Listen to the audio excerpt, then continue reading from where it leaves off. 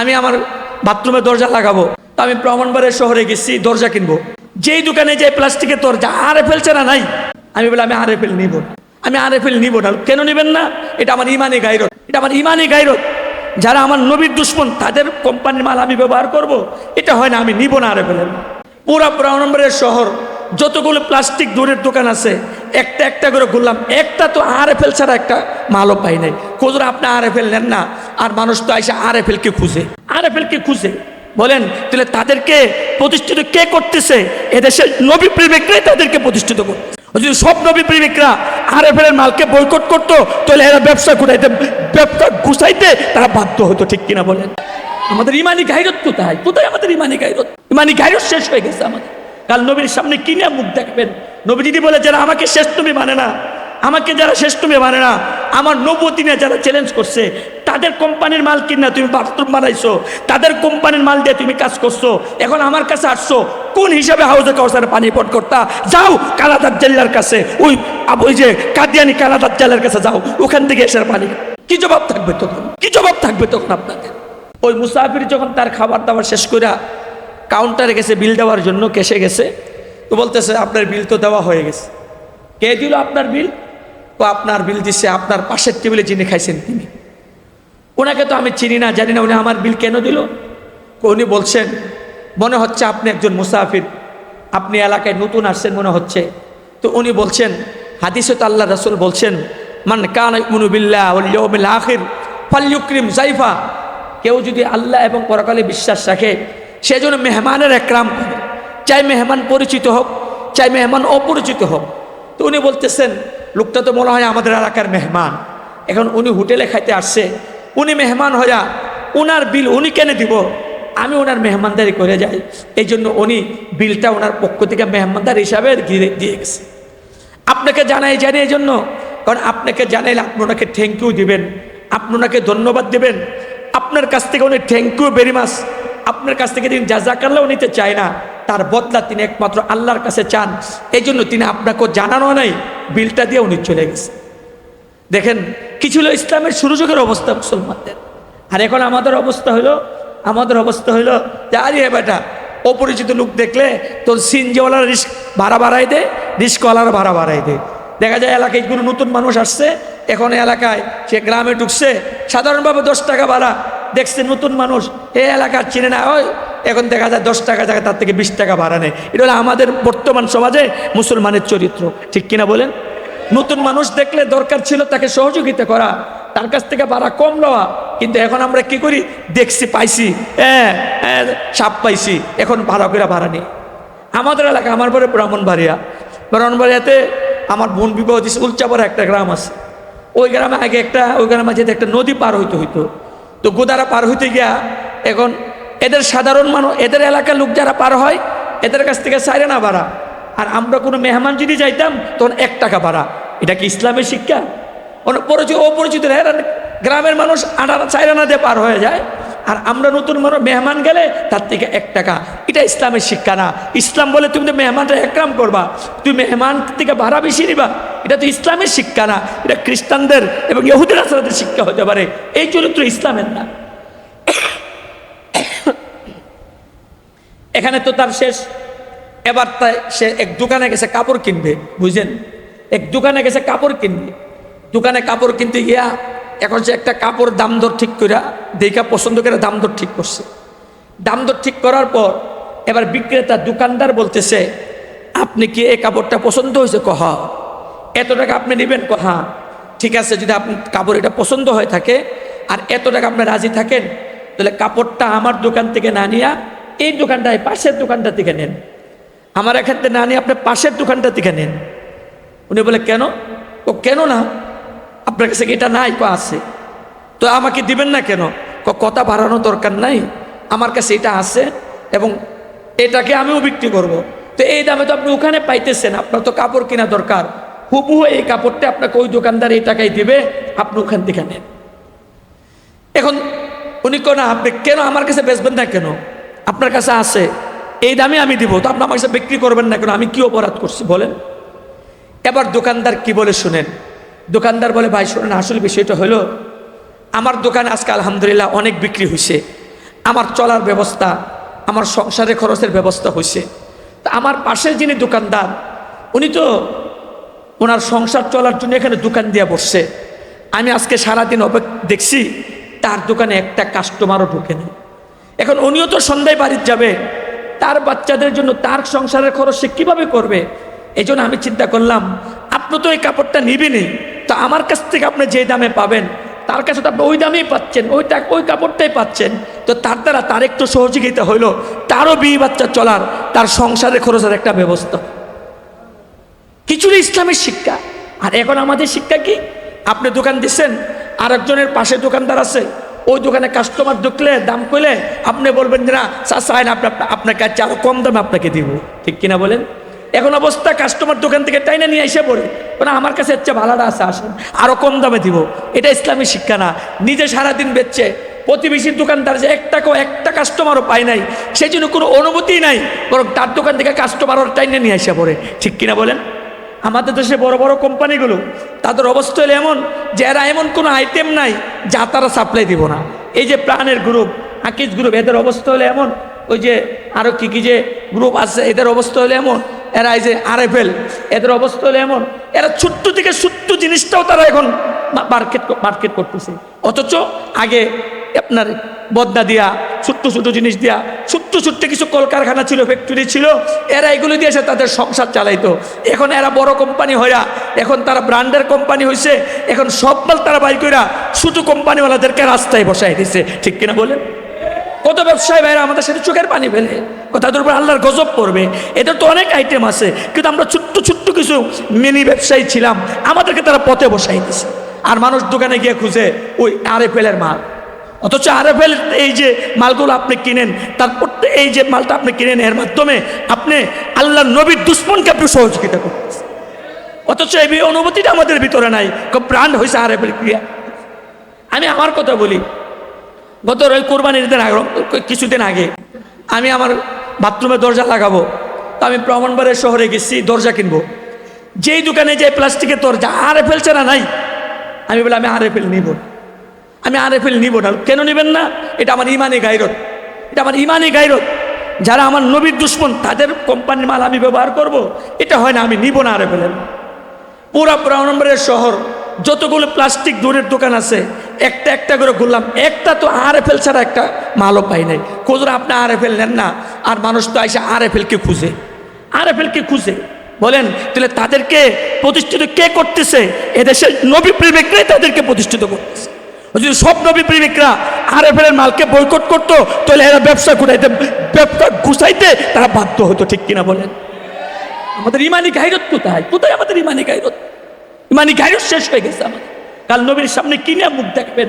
নবী যদি বলে যারা আমাকে শেষ তুমি মানে না, আমাকে যারা শেষ তুমি মানে না, আমার নবুয়তি নিয়ে যারা চ্যালেঞ্জ করছে, তাদের কোম্পানির মাল কিনা তুমি বাথরুম বানাইছো, তাদের কোম্পানির মাল দিয়ে তুমি কাজ করছো, এখন আমার কাছে আসছো কোন হিসাবে? হাউজে কাউসারে পানি পট করতা, যাও কালা দাজ্জালের কাছে, ওই যে কাদিয়ানি কালা দাজ্জালের কাছে যাও, ওখান থেকে এসে পানি। কি জবাব থাকবে তখন? কি জবাব থাকবে তখন আপনাদের? আল্লাহ তাআলা আমাদেরকে বুঝার তৌফিক দান করুন। শেষ পর্যন্ত এক দোকানে গেলাম, ওখানে গিয়ে পাইছি ইউনিকের। তো ওই পাশে আরেক দোকান, সে RFL-এর এই যে কি যেন রিপ্লেসমেন্ট, RFL-এর সে কি যেন এদের কি কয় যে রিপ্রেজেন্টেটিভ আর কি RFL-এর দালাল। কোথাও আপনি RFL-এর মাল নেবেন না? আজকে আমরা একজনেরই পাইলাম যে RFL-এর মাল নেবেন। কেন নেবেন না? আমি বলছি এটা আমার ইমানি গায়রত। পরে সে আমাকে আরেকটা দোকান দেখাই দিয়েছে, হুজুর ওই দোকানে যান, ওখানে RFL-এর মার্শালা মাল পাইতে পারেন। পুরা মাগরিবের পর থেকে রাতে 10টা পর্যন্ত ঘুরছি। এরপরে গিয়ে এক দোকান থেকে RFL ছাড়া অন্য কোম্পানির দরজা পাইছি, তারপরে কিনছি, তবু RFL-এর মাল কিনি না। ইমানি গায়রত, ইমানি গায়রত। আর এরা এখন তাদের সব আইটেম বাইর কইরা আজকে আমাদের খুদে ব্যবসায়ীদেরকে তারা রাস্তায় বসাই দিছে। এটা ব্যবসার এটা ইসলামী নীতি না, এটা হলো অমুসলিমদের নীতি, ইসলামী নীতি। আজকে আমাদের ব্যবসায়ী ভাইদের ওই ভাই কি করলেন? আমার তো সারাদিন অনেক বিক্রি হয়েছে, এখন আমার তো সংসার চলার ব্যবস্থা হয়েছে, কিন্তু ওই যে এই আমার পাশের দোকানদার, তারও তো সংসার চলতে হবে, সেও তো দোকান দিয়েছে তার সংসার চলার জন্য, সে তার দোকানে আজকে একটা কাস্টমারও ঢুকে নাই, অথচ তার দোকানে এই মালটা আছে। তা আপনি ওই দোকানতে নেন যেন তার একটু সহযোগিতা। ও ভাইরা আমার, এটা ছিল ইসলামের শিক্ষা। কিন্তু এখন আমাদের শিক্ষা হলো আমি হে মরলে মরক, আমার আঙ্গুল হুল্লা কলা গাছ হইতে হইব, আমাকে কোটিপতি হইতে হবে, আমাকে বাড়ি গাড়ির মালিক হইতে হবে, আরেকবার সে মরলে বরং এতে আমার কোনো যায় আসে না। ঠিক কিনা বলেন? এটা ইসলামের শিক্ষা। আল্লাহ আমাদেরকে সহি বুঝবে। ইসলামের শিক্ষা হলো ক্রেতা বিক্রেতার খায়ের কা কল্যাণকামী হবে এবং বিক্রেতা ক্রেতার কল্যাণকামী হবে। বিক্রেতা এমন কাজ করবে না যার দ্বারা ক্রেতা ধোঁকা খাবে, আবার ক্রেতা এমন কাজ করবে না যে বিক্রেতা ধোঁকা খাবে। এটা ইসলামের শিক্ষা। আমাদের ইমাম আজম আবু হানিফা রাহমাতুল্লাহ আলাইহি সম্পর্কে ওনার জীবনীতে আছে। উনি যেমন একজন বড় ইমাম ছিলেন, বড় আলেম ছিলেন, বড় ফকি, বড় মুহাদ্দিস ছিলেন, পাশাপাশি তিনি একজন বড় ব্যবসায়ী ছিলেন। বাজার ওনার কাপড়ের ব্যবসা ছিল। বাজার ওনার কি ব্যবসা ছিল? কাপড়ের ব্যবসা ছিল। একদিন দুপুরের পরে উনি দোকান বন্ধ করে চলে যাচ্ছে। তো একজন জিজ্ঞেস করছে, আবু হানিফা, নুমান, ব্যাপার কি? তুমি এই দুপুরের বেলা দোকান বন্ধ করে বাড়িতে চলে যাচ্ছ কেন? ব্যাপার কি? উনি বলতেছেন, দেখেন আজকে আকাশটা একটু মেঘলা, আজকে আকাশটা মেঘলা। এখন এই সময় যদি আমি দোকান খোলা রাখি তাহলে কাস্টমার আইসা এই মেঘলা হওয়ার কারণে অন্ধকার অন্ধকার হয়ে রয়েছে দিনটা, সে তার কাপড়কে যথাযথভাবে চয়েস করতে পারবে না। কম দামিটাকে দামি মনে করবে, দামিটাকে কম দামি মনে করবে, এতে সে ধোঁকা খাবে। এই জন্য যেহেতু আকাশ মেঘলা আর এখন তো বাতির কোনো ব্যবস্থা নাই, এই কারণে আমি দোকান বন্ধ করে বাড়িতে চলে যাচ্ছি যেন কোনো কাস্টমার আমার কাছ থেকে মাল কিনা না ঠকে। আর এখন আমাদের দোকানদাররা কি করে?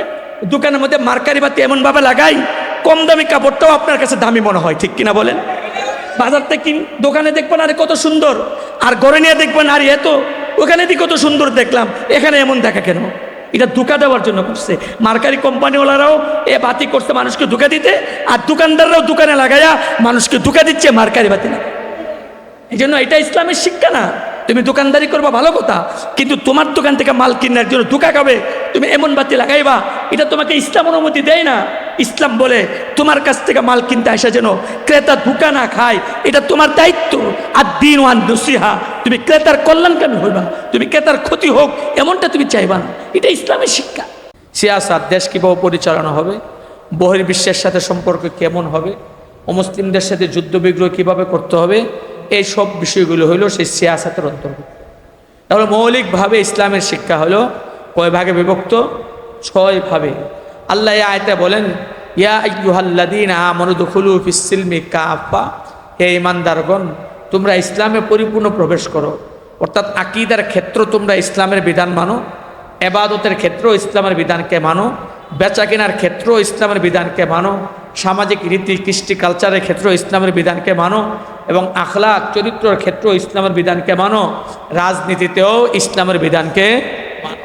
তাহলে তুমি পরিপূর্ণরূপে ইসলামে প্রবেশ করলা। আর যদি তুমি পরিপূর্ণরূপে ইসলামে প্রবেশ না করো তাহলে তুমি পরিপূর্ণ মুমিন হতে পারলা না।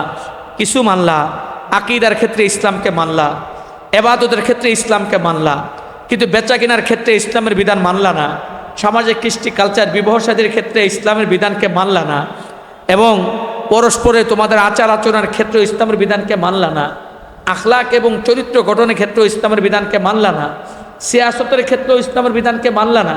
তাহলে তোমার অবস্থা হইল তুমি ইসলামের কিছু মানলা, কিছু মানলা না। আর যদি এমন কেউ হয় যে ইসলামের কিছু মানে কিছু মানে না, তার সম্পর্কে পবিত্র কোরআনে কারিমে অনেক বড় ধমকি দিছে। আল্লাহ কোরআনে বলেন, আফাতুমিনুনা বিবাদিল কিতাব ওয়া তাকফুরুনা বিবাদ, তোমরা কি কোরআনের কিছু অংশ মানো আর কিছু অংশ মানো না?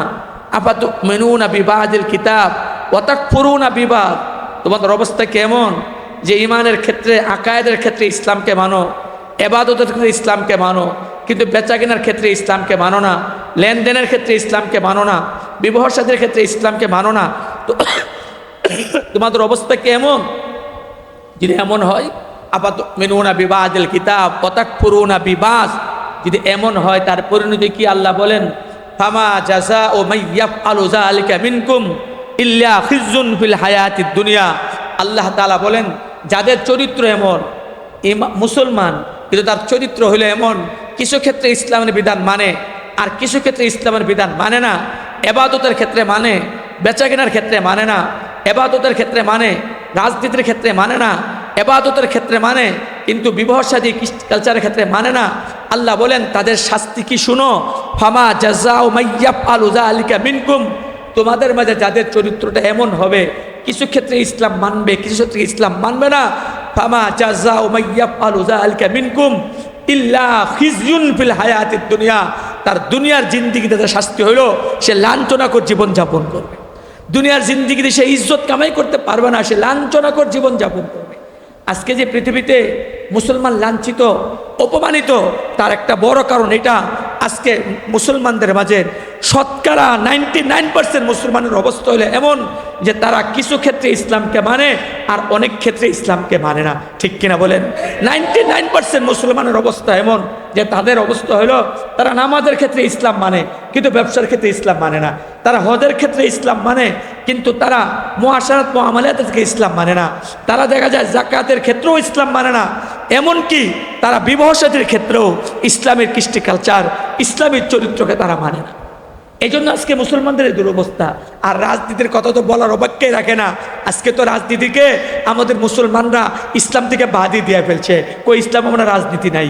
অথচ ইসলামের রাজনীতি হলো জনগণের রাজনীতি, ইসলামের রাজনীতি হলো জনগণের স্বার্থ নিয়ে সিনেমিনে খেলার রাজনীতি না, বরং জনগণকে তার অধিকার পূর্ণরূপে দেওয়ার রাজনীতি হলো ইসলামের রাজনীতি।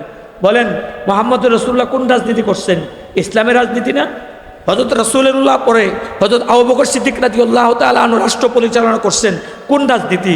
ইসলামের রাজনীতি। এবং হযরত উমর রাদিয়াল্লাহু তাআলা অর্ধজাহান শাসন করছেন কোন রাজনীতি? ইসলামের রাজনীতি তো করছেন। তারা তো মসজিদে বসেই রাষ্ট্র পরিচালনা করছেন, মসজিদই তাদের সংসদ বসছে, তাহলে তারা তো ইসলামের রাজনীতি কইরা দেশকে জাতিকে শান্তি উপহার দিছে। আর আজকে ইসলাম থেকে ওই ইহুদিদের দুকা আর খ্রিস্টানদের ফর্মুলার মতো রাজনীতিকে ইসলাম থেকে আলোক কইরা এখন এরা আমাদেরকে বুঝায় যে ইসলামের রাজনীতি নাই, মসজিদে কোনো রাজনীতির কথা নাই। অথচ মুহাম্মদ রাসূলুল্লাহ নিজে ইসলামের রাজনীতি মসজিদে বসে করছে। এটা খ্রিস্টানদের বলি তারা শিখাইছে, তারা চায় ইসলামকে রাজনীতি থেকে আলাদা করে ফেলতে, যেন ইসলামের রাজনীতির সৌন্দর্যটা মানুষের সামনে না আসে। কারণ এরা বুঝে ইসলামের রাজনীতির সৌন্দর্য যদি মানুষের সামনে আসে পড়ে, তাহলে তাদের এই সমস্ত গণতন্ত্র ধ্বজাধারী যেগুলো আছে তাদের গণতন্ত্র এবং পৃথিবীর বুকে তাদের মুরুলি চলবে না। এই জন্য তারা ইসলামের রাজনীতির যে একটা সুফল এটা যেন জনগণের সামনে আসতেই না পারে, এই জন্য ইসলামের বিরুদ্ধে বিভিন্ন রকমের প্রপাগান্ডা, ইসলামের রাজনীতির বিরুদ্ধে বিভিন্ন রকম প্রপাগান্ডা এবং রাজনীতিকে একেবারে ইসলাম থেকে আলাদা করে ফেলতে চায়। এটা তাদের ষড়যন্ত্র। কিন্তু মুসলমান বুঝে না, মুসলমান বুঝে না। এরা তাদের কথা মতোই চলে এবং তাদের পদাঙ্ক অনুসরণ করে চলে, না নিজে শান্তিতে থাকতে পারতেছে, না জাতিকে শান্তি দিতে পারতেছে। যতক্ষণ পর্যন্ত ইসলামের রাজনীতি না হবে ততক্ষণ পর্যন্ত জাতি পরিপূর্ণ শান্তির আশা করতে পারে না। ওইদিকে নাই গেলাম। আজকে আমার আলোচ্য বিষয়, আল্লাহ তাআলা কোরআনে বলছেন, ইয়া আইয়ুহাল্লাযীনা আমানু দুখুলু ফিস-সিলমি কাফা, তোমরা ইসলামে পরিপূর্ণ রূপে প্রবেশ করো। তার অর্থ ইসলামের যে 6টা দিক আছে, ইসলামের যে 6টা অংশ আছে, প্রত্যেকটা অংশে তোমরা ইসলামকে মানো। কোনোটাই মানবা কোনোটাই মানবা না এমনটা না। যদি তা হয় ফল কি হবে? ফামা জাযাউ মান ইয়াফআলু যালিকা মিনকুম ইল্লা খিজয়ুন ফিল হায়াতিদ দুনিয়া। 1 নম্বর শাস্তি হইল যারা ইসলামের বিধান কিছু মানবে কিছু মানবে না, তাদের 1 নম্বর শাস্তি হইল দুনিয়ার জীবনে তারা লাঞ্ছনাকর জীবনযাপন করবে। আজকে দেখেন সারা পৃথিবীর মুসলমানদের সংখ্যা 2য় পর্যায়ে হওয়ার পরও পুরা মুসলিম জনগোষ্ঠীর পুরা মানুষের সমস্ত এই পৃথিবীর বুকে যে জাতীয়তাগত দিক দিয়া আপনার সংখ্যার দিক দিয়া 2য় পর্যায়ে আছে মুসলমান। তো 2য় পর্যায়ে মুসলমান থাকার পরও আজকে মুসলমানরা এতটা লাঞ্ছিত কেন? আজকে মুসলমানরা এতটা উপেক্ষিত কেন? এর বড় কারণ আজকে মুসলমানরা ইসলামের কিছু মানে আর কিছু মানে না। ফামা জাযাউ মান ইয়াফআলু যালিকা মিনকুম ইল্লা খিজয়ুন ফিল হায়াতিদ দুনিয়া। 1 নম্বর শাস্তি দুনিয়াতে লাঞ্ছনাকর জীবনযাপন করবা। আর এরপর আল্লাহ কোরআনে বলেন, ফামা জাযাউ মান ইয়াফআলু যালিকা মিনকুম ইল্লা খিজয়ুন ফিল হায়াতিদ দুনিয়া। এরপরে শাস্তি কি? সুম্মা ইউরাদ্দু ইলা আশাদ্দিল আযাব। এরপরে তাদেরকে কঠিন থেকে কঠিন ভয়াবহ আযাব, এটা পরকালে আছে, সেই শাস্তিটা তোমাকে ভোগ করতে হবে। তাহলে দুনিয়ার শাস্তি তো লাঞ্ছনাকর জীবন, আর পরকালে তার জন্য কঠিন থেকে কঠিন আযাব তার জন্য অপেক্ষা করতেছে। এই জন্য ভাইরা আমার, আমরা যদি চাই দুনিয়ার শান্তি, আমরা যদি চাই পরকালের নাজাত, তাহলে আমাদের পথ একটাই, যেটা রব আমাদেরকে ঘোষণা দিয়েছেন, হে ঈমানদাররা ইসলামে পরিপূর্ণ প্রবেশ করো। তাহলে আকীদার ক্ষেত্রেও ইসলামকে মানো, ইবাদতের ক্ষেত্রেও ইসলামকে মানো। এবং বেচা কেনার ক্ষেত্রেও ইসলাম কেমন, বেচা কেনার ক্ষেত্রে ইসলামের দিক নির্দেশনা আছে। আজকে ব্যবসায়ী ভাইরা ব্যবসা বাণিজ্য করে মনে করে ইসলামের তরিকা মাইনা, ইসলামের পদ্ধতি মাইনা ব্যবসা করা যাবে না। এটা ভুল, এটা ভুল। এটা ইহুদিরা, খ্রিস্টানরা এটা আমাদেরকে বুঝাইতেছে ইসলামের তরিকা মাইনা ব্যবসা করা যাবে না। আরে বেটা, ইসলামের তরিকার মাইনা ব্যবসা করার মাঝেই তো দুনিয়ারও শান্তি, পরকালের শান্তি, দুনিয়ারও শান্তি, পরকালেরও শান্তি। ইসলামের যে ব্যবসার দিক নির্দেশনা, ওখানে ব্যবসায়ী যিনি বিক্রেতা তাকেও বলছে তুমি তোমার মুসলমান ভাইয়ের প্রতি খায়ের কা হও, আবার ক্রেতাকেও বলছে তুমি তোমার মুসলমান ভাইয়ের প্রতি খায়ের কা হও। আমি যে হাদিস পড়ছি আপনাদের সামনে, এই হাদিস আল্লাহ রাসূল বলেন আর দিন ওয়ান নসিহা, দিন এটা হলো খায়ের খা এবং কল্যাণকামিতার নাম। এক মুসলমান আরেক মুসলমানের ভালো চাবে, এক মুসলমান আরেক মুসলমানের ক্ষতি চাবে না, এটার নাম ইসলাম। কিন্তু আজকে আমাদের অবস্থা কি? আমি অন্যের ক্ষতি কিনা নিজে ভালো থাকতে চাই, অথচ ইসলামী শিক্ষা হলো তোমার নিজের ক্ষতি হলো তোমার দ্বারা যদি অন্যের ক্ষতি না হয় তুমি সেই চিন্তাটা তুমি করো। আর দিন ওয়ান নসিহা, ইসলাম বলে দিন হলো কল্যাণকামিতার নাম। তুমি নিজের ভালো চাইলে হবে না, বরং তোমার অন্য মুসলিম ভাইয়ের জন্য ভালো হয় সেই চিন্তাটা তোমার করতে হবে। দেখেন ইসলামের শুরু যুগে মুসলমানদের মধ্যে একের প্রতি একের কেমন কল্যাণকামিতা ছিল, ব্যবসায়ীদের মাঝে কেমন ছিল দেখেন, এবং সাধারণ মানুষের মাঝেও কেমন ছিল।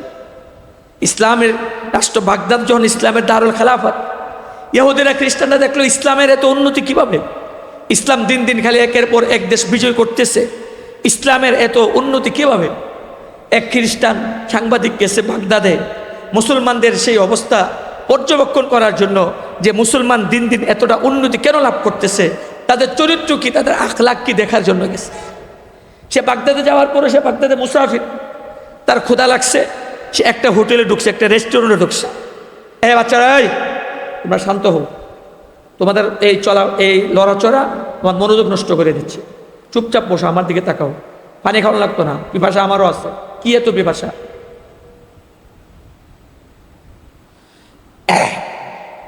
তো কি বলতেছিলাম, তো এক মুসাফির সে খ্রিস্টান, সে গেছে ইসলামের এত উন্নতি, দিন দিন তাদের শুধু এক দেশের পর এক দেশ তারা বিজয় করতেছে, এর পিছনে রহস্যটাকে জানার জন্য বাগদাদে গেছে। তখন বাগদাদ ইসলামী হুকুমতের অধীনে, সে বাগদাদে গিয়ে এখন সে মুসাফির মানুষ, তার খাবারের প্রয়োজন হয়েছে, সে রেস্টুরেন্টে ঢুকছে খানা খাবে। তো খানা খেতে বসছে, তার পাশের টেবিলে আরেকজন খানা খেতেছে, উনি বারবার তার দিকে তাকাইতেছে, দেখছে। পরবর্তীতে উনি ভাবলো যে এই লোকটা তো নতুন মনে হয়, আমাদের এলাকার মেহমান হবে, তো ঠিক আছে সে খানা খাক, তার যা ইচ্ছা তা। তো ওই পাশের টেবিলের যে লোকটা খানা খেতেছিল, উনি খানা খেয়ে শেষ করে উনি কাউন্টারে বিল দিতে গিয়ে ওনার বিলও দিয়ে গেছেন, আর ওই মুসাফিরের খাবারের বিলটাও দিয়ে গেছে। বিক্রেতাও ক্রেতার যে কিনবে সেও চিন্তা করবে ক্রেতা যেন না ঠকে, এটা ইসলামের শিক্ষা। রাসূলের একজন সাহাবী হযরত জারির ইবনে আব্দুল্লাহ বাজালি রাদিয়াল্লাহু তাআলা, হযরত জারির ইবনে আব্দুল্লাহ বাজালি রাদিয়াল্লাহু, রাসূলের সাহাবী, ওনার জন্য ওনার খাদেম গেছে একটা ঘোড়া কিনতে বা উট কিনতে। তো বাজার থেকে গিয়ে একটা ঘোড়া বা উটটা দরদাম করে ঠিক করছে 300 টাকা, 300 দিরহামে ঠিক করছে। ঠিক কইরা যে উটটা বেচছে তাকে সাথে নিয়ে উনি বলে চলেন আপনি আমার সাথে হুজুরের কাছে যাই, আর হুজুর উটটা রাইকে আপনাকে টাকা দিয়ে দিবে। এবার ওনার জারির বিন আব্দুল্লাহ বাজালি রাদিয়াল্লাহু তাআলা খাদেম উট সহ, উটের মালিক সহ ওনার কাছে আসলেন। তো জারির বিন আব্দুল্লাহ বাজালিকে বললেন যে হুজুর এটা কিনে আনছি 300 টাকায়, এখন আপনার পছন্দ হলে তার টাকা দিয়ে দেন। তো জারির বিন আব্দুল্লাহ বাজালি দিককে সেরা আচ্ছা 300 টাকা কিনছো, এটা তো 300 টাকার মাল না, এটার মাল আরো বেশি, এটার দাম 400 টাকা। মালিককে তুমি আমার কাছে 400 টাকা বেচবা? যে বাটা 300 টাকা বেচতে যে 400 টাকা বেচতে রাজি হইব না? জি হুজুর বেচবো, দেন 400 টাকায় দেন। একটু পুরনো আবার বলে না এটার দাম 500 টাকা, তোমরা 500 টাকা দিবে, 500 টাকা বেচবা? জি হুজুর দেন। এভাবে বাড়াইতে বাড়াইতে 800 পর্যন্ত গেছে। যেটা 300 টাকা দাম খাদেমি কিনে আনছে, উনি 800 পর্যন্ত গেছে, তোমাকে আমি 800 দিব। এবার বিক্রেতা হুজুর আপনি কি শুরু করছেন? আমি তো 300 টাকা বেচতে রাজি, আপনি বাড়াইতে বাড়াইতে 800 দিচ্ছেন, দেন হুজুর তাড়াতাড়ি যাই দেন, দেন আমি যাই, আর বেচার করেন না। 300 টাকা যে মালটা বাজার থেকে কিনে আনছে, উনি দাম বাড়াইতে বাড়াইতে কত দিলেন? 800 দিলেন। কেন দিলেন? এবার যখন সে এবার 800 নিয়ে চলে গেল, এখন খাদেম খুঁজলেন আপনি এটা কী করলেন? বেটা তো আর 300 দিতে রাজি ছিল, আপনি এটাকে 500 টাকা কেন বেশি দিলেন? এবার জারির ইবনে আব্দুল্লাহ বাজালি রাদিয়াল্লাহু তাআলা আনহু বলেন, শোনো, আমি যখন রাসূলের কাছে ইসলাম গ্রহণ করতে গেছিলাম, যখন আমি ইসলাম গ্রহণ করছি, রাসূলের হাতে ইসলামের বায়াত নিছি, তখন রাসূল আমার কাছ থেকে আরেকটা বায়াত নিছেন বিশেষভাবে, সেটা হলো ও নুসহা লিকুল্লি মুসলিম। রাসূল বলছেন, তুমি তো ইসলামের উপর বায়াত গ্রহণ করছো, আমার সাথে তুমি আরেকটা ওয়াদা করো, প্রত্যেক মুসলমানের জন্য তুমি কল্যাণকামী হইবা, তোমার দ্বারা যেন কোনো মুসলমানের ক্ষতি না হয়, প্রত্যেক মুসলমানের জন্য তুমি কল্যাণকামী হইবা, এই ওয়াদাটাও আমার সাথে করো। আমি রাসূলের হাতে এই ওয়াদা করছি যে প্রত্যেক মুসলমানের কল্যাণকামী হবে। এখন আমি দেখলাম এই উটটা তুমি 300 টাকা কিনে আনছো, লোকটার হয়তো খুব প্রয়োজন, এই জন্য উটটা বেড়া কম দামে বিক্রি করে ফেলছে। অনেক সময় হয় না এমন, মানুষ যখন ঠেকায় পড়ে তখন দামি জিনিসটাও কম দামে বিক্রি করে ফেলে, আর আমরা করি কি, সুযোগ বুঝে এটাকে আরও কমাবার চেষ্টা করি, ঠিক কিনা বলেন? অথচ লোকটা বিপদগ্রস্ত, দরকার ছিল তাকে ন্যায্য মূল্য দেওয়া, কিন্তু আমরা তাকে ঠেকাত ফালাইয়া ন্যায্য মূল্যের থেকে সে কমে বেছে, এটার থেকে আরও আমরা কমাইতে চাই। এটার নাম খায়ের কানা এবং কল্যাণ কানা। জারির ইবনে আব্দুল্লাহ বাজালি বলেন, আমার মনে হচ্ছে লোকটা বিপদগ্রস্ত, এই জন্য লোকটা এটাকে কম দামে বিক্রি করে ফেলতেছে। আমি চিন্তা করলাম, আমি তো রাসূলের হাতে বায়াত গ্রহণ করছি যে সব প্রত্যেক মুসলমানের জন্য আমি কল্যাণকামী হব। এখন আমি যদি জান্না বুঝা 800 টাকার উটটা তার কাছ থেকে 300 টাকায় কিনি, এটা তো আমি তার জন্য কল্যাণ কামনা করলাম না, আমার নিজের স্বার্থ দেখলাম আর তার আমি ক্ষতি করলাম। এই জন্য আমি রাসূলের হাতে বায়াত গ্রহণ করছি, যেহেতু প্রত্যেক মুসলমানের জন্য খায়ের এবং কল্যাণকামী হব, এই জন্য দাম বাড়াইতে বাড়াইতে তাকে আমি ন্যায্য মূল্য 800 টাকা আমি তাকে দিলাম। আছে বর্তমানে মুসলমানদের ভিতরে এই চরিত্র, আছে এই চরিত্র, অথচ ইসলামের শিক্ষা এটা, ইসলামের শিক্ষা এটা। বলেন তো, আজকে যদি বিক্রেতার এই চরিত্র হইতো আর ক্রেতার এই চরিত্র হইতো, যে বিক্রেতাও ক্রেতাকে ঠগাইবার নিয়ত করতো না আর ক্রেতাও বিক্রেতাকে ঠগাবার নিয়ত করতো না, তাহলে সমাজটা কত সুন্দর হইতো। আর আজকে আমাদের অবস্থা, দোকানে মাল কিনতে গিয়েও বেজালি 2 নম্বরে তিনি পড়ে যায়, সে চিন্তা, আর বিক্রেতারও চিন্তা থাকে কেমনে খালি ঠগাইব। এটা ইসলামের শিক্ষা না। তাহলে ইসলাম বলে আর দিন ওয়ান নসিহা, ইসলাম বলে খায়ের খা এবং কল্যাণকামিতার নাম ইসলাম। এই জন্য এই যে ইসলামের এই চরিত্রটা, এটা আমাদের ভিতরে আনা চাই, আমাদের ভিতরে এটা আনা চাই। আমি আরেকজনের ক্ষতির চিন্তা করব, দেখ কোশ্চিন কালো মুসলমানের সিফত হওয়া চাই না। আল্লাহ বলেন, ইয়া আইয়ুহাল্লাযীনা আমানু দুখুলু বিস-সিলমি কাফা, হে ঈমানদারগণ, ইসলামে পরিপূর্ণরূপে প্রবেশ করো। কিছু ক্ষেত্রে ইসলাম মানবা আর কিছু ক্ষেত্রে মানবা না এমন না, বরং সব বিধানে ইসলামের সব বিধানগুলি পরিপূর্ণ মানো। এই জন্য আসেন, আখলাকের ক্ষেত্রেও আমরা ইসলামের বিধানকে পরিপূর্ণ মানার চেষ্টা করি। আমরা যারা ব্যবসায়ী ব্যবসা করি, ক্রেতা বিক্রেতা, এই কবরের খায়ের খাওয়া হয়, মেহমানদারি, আমরা মেহমানের ইজ্জত সম্মান করি এবং পরিপূর্ণরূপে ইসলামের আখলাককে আমাদের ভিতরে আনার চেষ্টা করি। আল্লাহ তাআলা এই যে কথাগুলো বললাম, এই কথাগুলোর উপর আমাকে আমল করার তৌফিক দান করুন, আপনাদেরকে আমল করার তৌফিক দান করুন। ওয়া আখিরু দাওয়ানা আলহামদুলিল্লাহি রাব্বিল আলামিন।